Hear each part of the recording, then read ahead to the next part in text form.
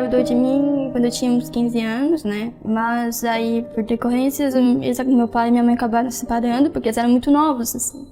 Não deu certo o casamento, e eu acabei ficando com meus avós, né? Minha mãe ficou morando com a gente por muito tempo, assim, mas logo ela seguiu a vida dela, com o marido dela, e engravidou da minha irmã. E meu pai também foi morar em Joinville, trabalhar, construir a vida dele lá, e a família dele lá, e eu fiquei com meus avós. Daí, a minha vida sempre foi muito feliz, assim, por mais que a gente não fosse uma família com muito dinheiro, eu sempre tive meu conforto. Meu avô sempre zelou muito por isso, pela minha educação, pelo meu conforto, minha criação, minha avó também, eles sempre cuidaram muito bem de mim. E meu avô, ele era desenhista técnico, né, ele se formou e trabalhou muito tempo projetando, e eu vi isso e eu quis seguir essa carreira. Aí quando eu fiquei mais velha, eu decidi cursar design de exteriores. Aí me formei na faculdade, tudo certo, mas eu nunca trabalhei na área. E aí a minha vida sempre foi muito boa, assim.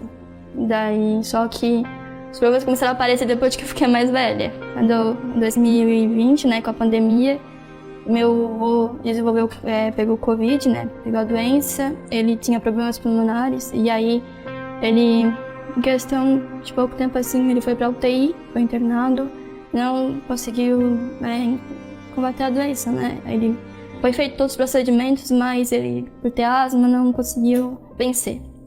Aí foi a primeira vez que eu conheci o luto, assim, foi uma dor, eu não sei nem descrever, porque é difícil, né? Tu ter a presença da pessoa contigo diariamente, conhecer os hábitos, conhecer todas né, o que a pessoa gosta de fazer, e tu ter que sentir a falta da pessoa é complicado, porque é nesses detalhes que você sente a falta, né? E aí foi um impacto muito grande pra nossa família, porque a gente sempre era muito unido. E perder ele foi muito difícil, assim.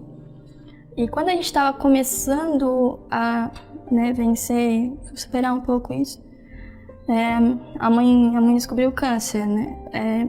Devido a fatores externos, problemas com o marido dela que ela tinha, de abuso mesmo, assim. Ela acabou separando dele, e aí foi estopim mesmo pra ela descobrir a doença. Só que quando a minha mãe estava grávida, né? Minha mãe estava grávida já de 9 meses, e ela tinha acabado de ganhar meu irmão, e assim que ela ganhou ele, aconteceu tudo isso, e aí foi estupim mesmo pra ela descobrir o câncer. Ela sentia muitas dores assim na cabeça, uma dor, e aí no final ela já não conseguia mais fazer nada, ela só queria ficar deitada. O marido dela não compreendia isso, ele achava que ela estava com depressão, não quis ajudar ela e expulsou ela de casa com meu irmão. E aí ela foi morar na minha casa. E aí eu lembro exatamente do último dia assim, que eu tive contato com ela, que eu conversei com ela e a gente dormiu junto assim na sala, via um filme. E esse foi o último dia, assim. Depois disso, ela foi levada para o hospital. E aí foi uma coisa assim, eu não sei nem escrever, foi terrível. Porque a minha vida se transformou. Eu senti tudo desmoronar. Aí, como ela descobriu, já estava muito avançado, já teve que partir para quimioterapia, já teve todo esse processo. Aí eu conversei com a minha família, eu decidi largar tudo que eu tinha para cuidar do meu irmão, né? Que era, recém-nascido, né? Ali tinha um mesinho e tava para fazer 2. Aí a minha avó levava a minha mãe na quimio e meus 2 irmãos ficavam comigo. Eu tive que aprender a ser mãe, né? Cuidar de um bebê, eu tive que aprender a trocar de fralda, dar mamadeira, fazer dormir, tudo dessa parte. Nunca imaginei isso, eu sempre quis ter um filho, né? Mas muito, muito futuramente. E aí eu comecei a me enxergar de outra maneira, porque eu nunca imaginei que eu tinha a força que eu tinha. E hoje eu vejo completamente diferente.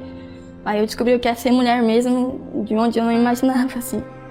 Porém, aí a mãe ficou nessa agonia de tratamento, de ir pro hospital, de aquela coisa. Os médicos nunca tiram a nossa esperança, né? Mas a gente via, assim, conforme o tempo passava, que às vezes era mais fácil deixar a pessoa descansar, porque por mais que a gente queira ter a pessoa sempre perto da gente, a gente às vezes é egoísta de não pensar no bem-estar dela, né?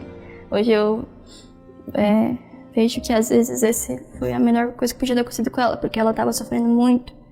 Aí ela faleceu pouco tempo depois. Foi 6 meses, né, tratamento, mas não conseguiu vencer o câncer.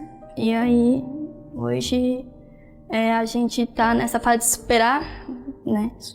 Tentar dia após dia, né? Porque tem dias mais difíceis que outros.